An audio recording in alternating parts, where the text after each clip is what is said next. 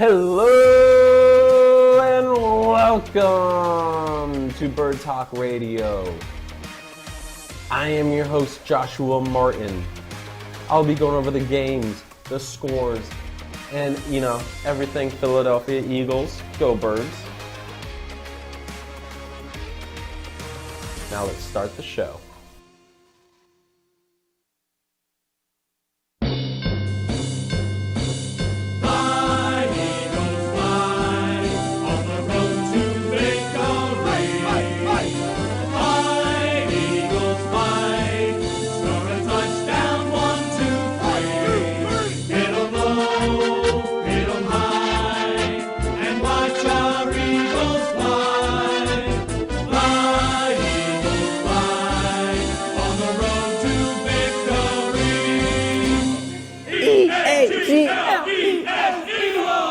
I'm sorry I'm really close to you right now, but I just wanted to show you all this.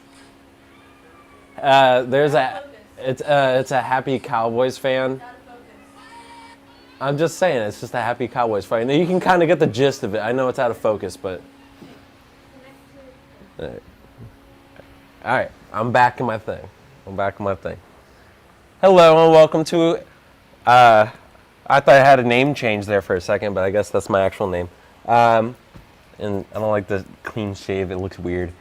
But welcome to Bird Talk Radio, soon to be something else. I don't know the name yet, but if you all want to give me a new name, send in your little thoughts and prayers. No, that was wrong. Send in your whatchamacallits, whatever it is. But it's another beautiful victory Monday after what happened Saturday night and last night, actually, too. Get things started off. We had not a full game slate, but 4 games that were just all around beautiful games, every single game, except for a surprising one, which was Sunday morning, but we'll talk about that in a little bit. First, we're going to talk about, in order, Jags and the Kansas City Chiefs. Okay. I think the Jags have a promising future. They have a really promising future, and the AFC is a scary situation too, because I was watching this morning too. I think it was Get Up I was watching, and right when I first turned it on, they were talking about Aaron Rodgers being traded to the New York Jets. And that's a big, not concern, but that's a big probability. The biggest probability is just Green Bay trading Aaron Rodgers in the first place. He either gets traded or he retires, and we'll see what happens this offseason, what happens to him. But they were saying that he doesn't want to go to the AFC because of these quarterback juggernauts. They got Patrick Mahomes with the Kansas City Chiefs, Joe Burrow with Cincinnati Bengals. Look what he did yesterday. Josh Allen, Buffalo Bills, who needs a little more work, but he's an MVP quarterback. And then now Trevor Lawrence, too, who stepped into his NFL spotlight, I believe, starting this year. He really showed off what he can do with his size and talent and accuracy with the ball as well, too. Going into Kansas City, I thought this game was going to be more of a blowout, but it was a lot closer than expected, honestly.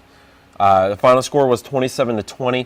Kansas City did have a little scary incident because Patrick Mahomes did go down with a high ankle sprain, and then Chad Henne comes in and leads them to a 98-yard drive down the field and scores a touchdown to Travis Kelce. So just some unfortunate events by Jacksonville that they probably should have hopped on that situation with Patrick Mahomes out, been a little more aggressive, but like I said, Trevor Lawrence, the whole AFC is just going to be a scary division, scary conference to play in the future, because there's some quarterbacks in there that's going to be dominating for a long time. But like I said, Patrick Mahomes went down with a high ankle sprain. Don't think much of it. Obviously, he's going to want to play You can, if you watch the game with Jacksonville when it happened, you can see how frustrated what he was when they took him out and put Chad Henne in. He went back into locker rooms for MRIs and X-rays real quick and simple diagnosis and all that. But you can see how frustrated he was just to be taken out for that little split second, because he knows how important he is to the team. I mean, he is the Kansas City Chiefs as of right now. But yeah, like I said, that was just a very close game. Trevor Lawrence, 24-39, 217 passing yards, 1 passing touchdown. He also has 1 interception as well, too. And Patrick Mahomes threw for 2 touchdowns as well. Still don't know what's going to happen. I believe Kansas City may have home field advantage for the AFC Championship. I'm not. I'll look up information about that on commercial break, but still don't know what's going to happen with the AFC Championship game as of right now. Going on to the next game, if we can pull out the image for the Giants and the Eagles, because that game was just straight domination. That was the Chiefs and Jaguars game. Mr. Mahomes right there dominating them the whole time. Go to the next image. We got the Giants and the Eagles though, and I don't know what to say about the Eagles, but I mean, if you look at 2018, like the Super Bowl run we had that year with Nick Foles, when we first played, who was our first game? I think our first game was against the Falcons, and we won that game 38-7 as well. Like, we just beat the Giants 38-7. So, coincidence?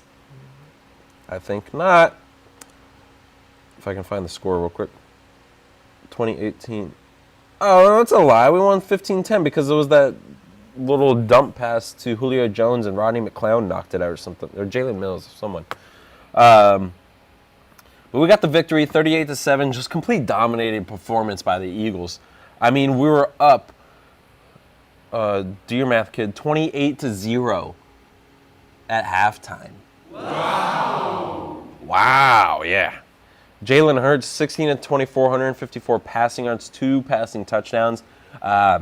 Philadelphia really got it done on the ground. I think it was 281 total rushing yards, 268 total rushing yards, 3 rushing touchdowns. Even one was by Boston Scott, a.k.a. the Giant Slayer. And, I mean, we held Saquon Barkley to 61 rushing yards. Daniel Jones, 15-27, 135 passing yards and 1 interception. That's all he had. A QB rating of 50. No, I'm sorry, not 53. QB rating of 11.4. We held him to that. You can see Nick Sirianni, how happy he was on the sidelines, head coach for the Philadelphia Eagles. Like I said, there's a different atmosphere, a different culture about this team now that it's just straight domination. I don't think anyone's going to stop this team at all. And the only team I'm really scared about is the Chiefs. Bengals, I don't know, because they kind of stopped with their deep ball magic. They're kind of doing quick throws now to everyone, but the 49ers, that's going to be, I don't know, we'll see what happens, but Eagles are just, I'm very surprised of what they're doing this year. I really am surprised. I mean, even Miles, I know Kenneth Gainwell had that big run at the end to get that last touchdown, but all of the rushing is just absolutely amazing because Miles Sanders, 17 carries, 90 rushing yards, but Kenneth Gainwell led the team, 112 rushing yards. And every single one except for Miles got a rushing touchdown, which was nice to see. All right, on to the next image. The surprising game of the week is Bengals and the Bills. That right there should have been a touchdown too, by the way. If you know what that image right there is. Beautiful throw by Joe Burrow. I thought it was a catch by Jamar Chase. I know if he muffles it, it was still in his possession, I believe, but they still got the win, 27-10.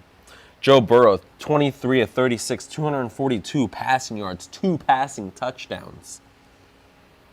Joe Mixon even ran for a touchdown. I mean, Josh Allen didn't have the game of his... He needed the game of his career, but he didn't get it done at all. 25-42. 265 passing yards, no touchdowns, and 1 interception for Josh Allen. 57.3 QBR rating. He did have a rushing touchdown, though, I will say that. But Cincinnati's... Joe... I don't know what to say because... just complete QB juggernauts out of all of the AFC. Joe Burrow is going to be a future scary man, especially him with Jamar Chase, that connection. I'll say it every single day because I've said it past episodes too, but that QB wide receiver duo is going to be the greatest combination, greatest connection of all time because they're going to be together for another, 10 years at minimum maybe, And seeing throws and catches like this, obviously this wasn't a touchdown, but seeing just throws and catches to each other like this is just, it's going to be a beautiful sight to see. Like I said, Joe Mixon got a rushing touchdown as well, 20 carries for 105 rushing yards. He did good for them. I don't see anything, I don't know, it's going to be a tough game, Kansas City and Bengals. I mean, I'll talk about that one in a little bit. Just Buffalo couldn't get anything done on offense for whatever reason. I mean, even you saw at the end, you can look at the clip, but Stephon Diggs was a little upset with Josh Allen at the end, and he even stormed out of the locker room, I think, if from what I've heard. But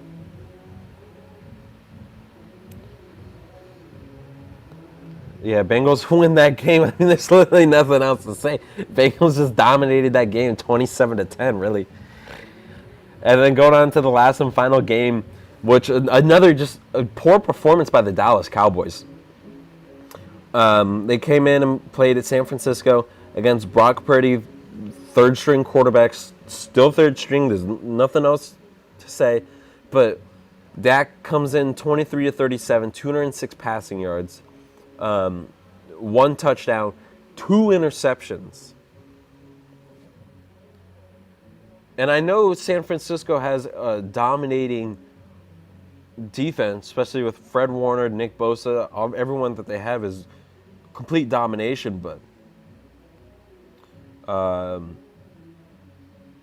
Fred Warner had the 1 interception, 9 total tackles, only 1 sack on the game, but just Dallas couldn't get it done. Even that last play, if you want to go to the next image, by the way, Meyer. And then, what's his face?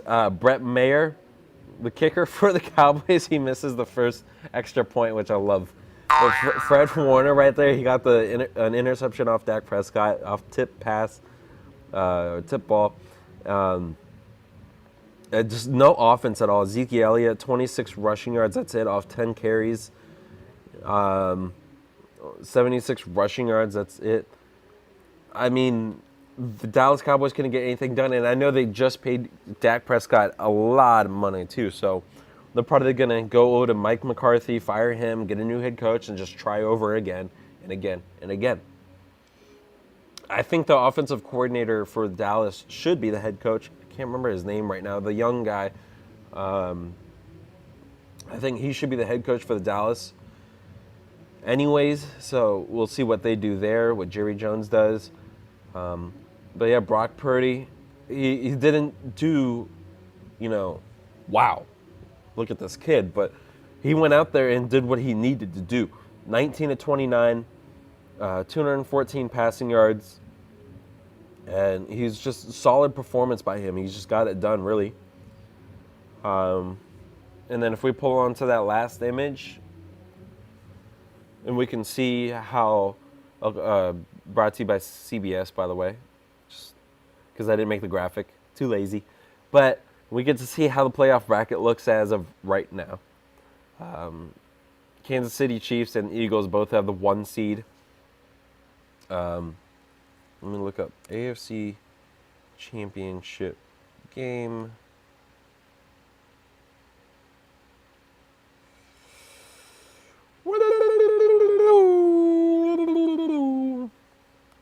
All right, I'll look as favorites in AFC Championship. No, it's now 2 hours. Bengals against shifting. Drops cold line after Bengals win neutral site. I like Joe Burrow's reaction. They interviewed him because they were already selling tickets for Buffalo against Chiefs AFC Championship game, and they interviewed Joe Burrow after the win, obviously, and he says they better get refund on their tickets because the Bengals are in it now instead of the nasty little Buffalo Bills. I'm going to do a little research real quick while we go to commercial break, find out where the AFC Championship game is. We can keep the thing back up real quick, though, because I want to talk about the playoffs as of right now and show you my score predictions. I have Bengals over Kansas City. I think the Bengals have a little more hope now, especially what happened to Patrick Mahomes and his high ankle sprain. Let's see what happens with that. But that's really a coin toss, honestly. That's why I put it so close. I don't know who's going to win that one. But right now I have the Bengals winning it 32-31. Close game, at least, over the Kansas City Chiefs with a slight win. And then what a definite game is, it's definitely going to be San Francisco going to Philadelphia, playing there. I'm more scared. I honestly would rather play Dallas Cowboys than San Francisco, but I'm happy with Dallas losing, honestly. But San Francisco is going to be a very tough game to play. The only thing I can think of getting a victory out of that one is obviously both defenses play their top performance, but the crowd, the home field advantage, and it gets to Brock Purdy. I don't want to call him Mr. Irrelevant because of how well he's been doing this year, but the rookie. I want to get into that rookie's head and just mess with him. Get that home crowd going. Get the fans going. Scare the living poop out of him, you know? I think that's going to be a close game as well, too, though. Jalen Hurts, I believe he's going to shine off that game. I don't deny it at all. 27-23 is what I have right now because I am a little scared of 49ers, but I think the Eagles have a good win this weekend coming up. Okay, now I'm ready for my commercial break. I'll do the little research, and then we'll be right back, and I'll talk a little bit about basketball too because 76ers are back on the rise. Number 2 team in the East as of right now. But I'll be right back to Bird Talk Radio. In a world. Everyone, I'm your host, Daniel. That is terrible. Where movies and trivia collide. I'm a vampire.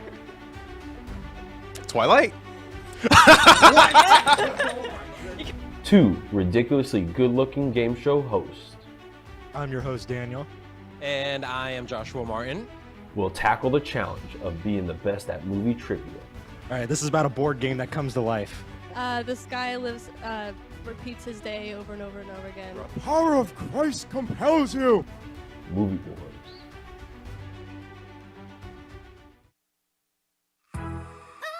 We hope you're enjoying this episode of the Brooklyn Cafe TV show.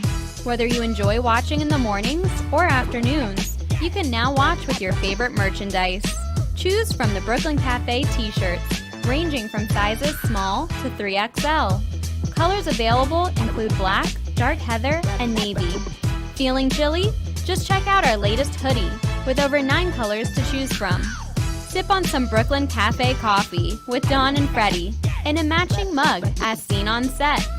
Brooklyn hats and special seasonal items are always popping up and available upon request.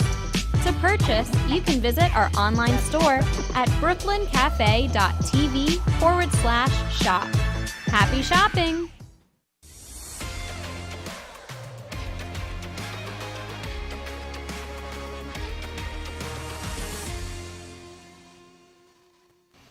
Hello everyone, and welcome back to Bird Talk Radio. I'm your host, Joshua Martin. So, with the Bills losing against the Bengals, there's going to be no neutral site for the AFC Championship. It's just going to be in Kansas City Chiefs because they did have the quote-unquote number 1 seed, and Buffalo. I mean, I guess Cincinnati never had a chance for the number 1 seed, but Buffalo did because of what happened Monday night with DeMar Hamlin. But yeah, now it's definitely going to be in Kansas City for the AFC Championship game, which it's going to be next Sunday coming up.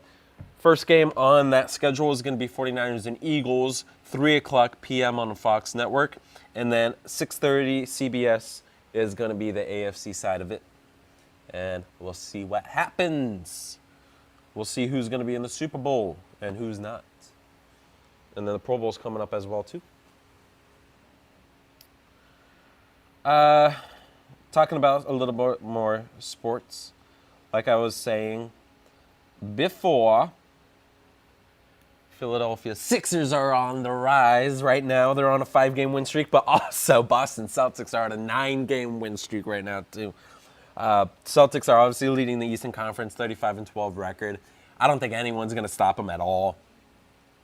We'll see what happens. Obviously, more for when it comes to playoff times for them. But right now is the biggest for NBA is the All-Stars coming up.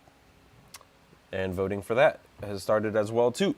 And the leaders for the Western Conference on the front court is LeBron James, Nikola Jokic, and Anthony Davis are the top 3 front court for the Western Conference. For the guards for the Western side, Steph Curry, Luka Doncic, and Ja Morant. Those are the top 3 as well. You can see the rest of the list on ESPN if you want. For the Eastern Conference, the front court, Kevin Durant, Giannis, and Jason Tatum. No surprises. I mean, there's no surprises at all for any of these lists, honestly, because Draymond, Shai Alexander, who's absolutely doing an amazing season for him for the OKC. Klay Thompson, Russ. I don't know why Russ is in there.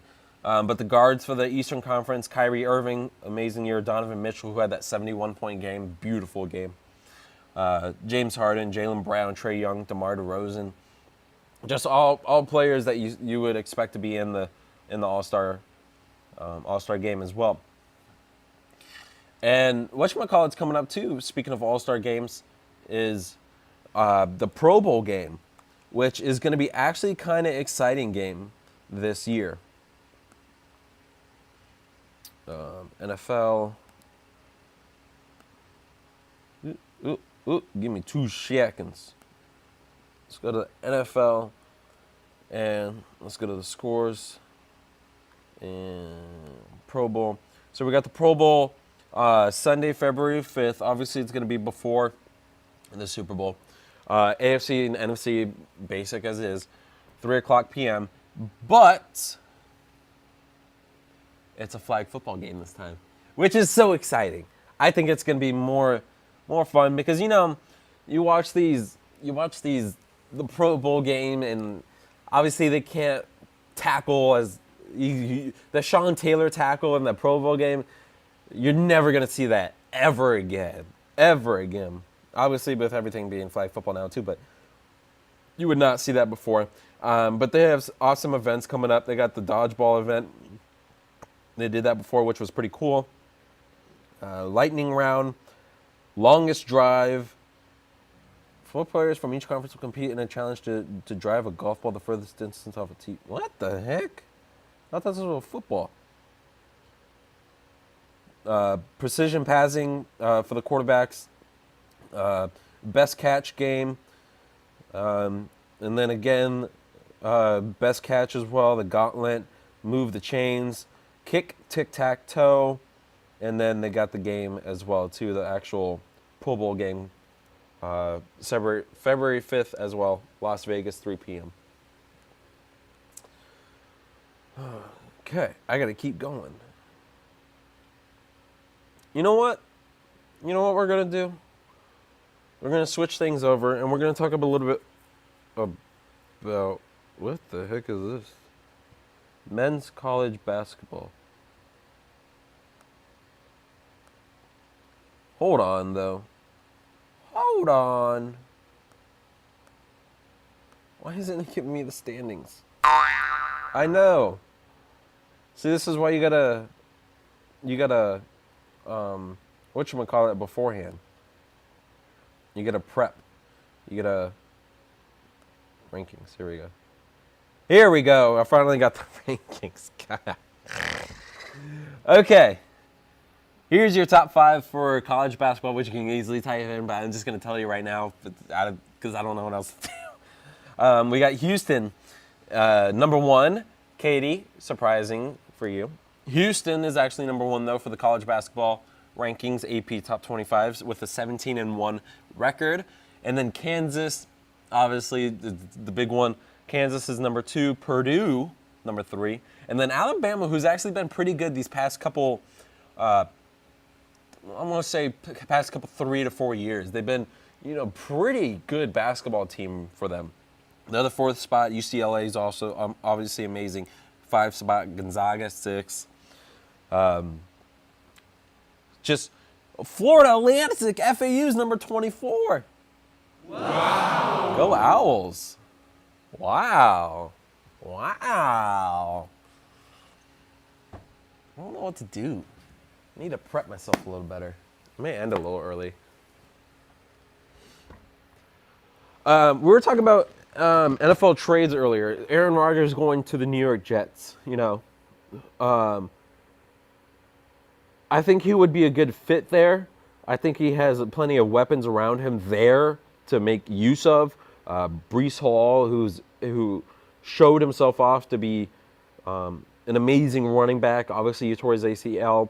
Hopefully, he'll come back and be stronger and better next year. They have Elijah Moore, who I believe is a really, really, really good wide receiver. Came out of Ole Miss. I wanted him to go to Philadelphia. And then the guy they picked up from Ohio State, the rookie as well too. I can't think of his name right now, but he has obviously ultimate weapons around him. Defense is impeccable. Nothing's going to stop that, especially with Robert Saleh still as head coach, a defensive mastermind. So if Aaron Rodgers goes to the New York Jets, it's going to be I think that's his best option. Raiders have an open QB slot. Indianapolis Colts have an open QB slot.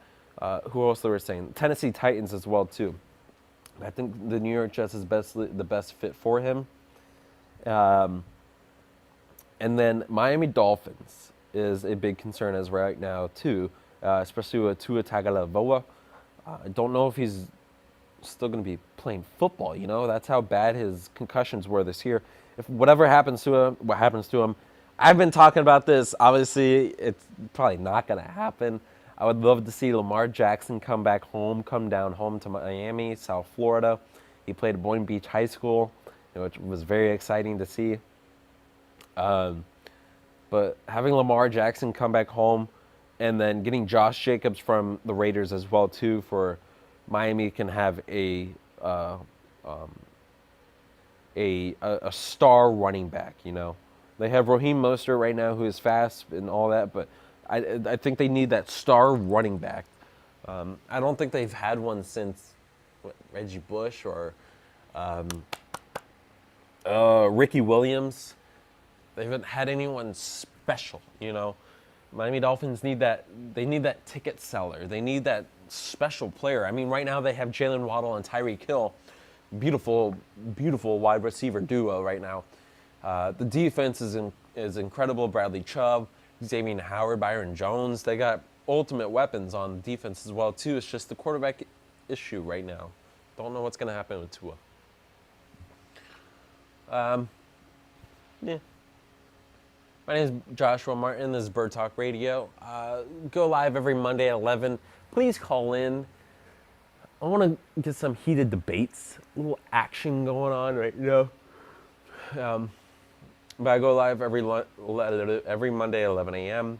Bird Talk Radio 2022 on Facebook. You can contact me, birdtalkradio2022@gmail.com.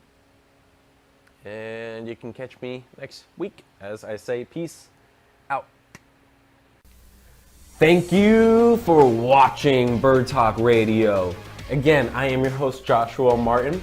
If you want to contact me or be on the show, just email me at birdtalkradio2022@gmail.com, or you can call in during the show at 888-994-4995 in Studio A.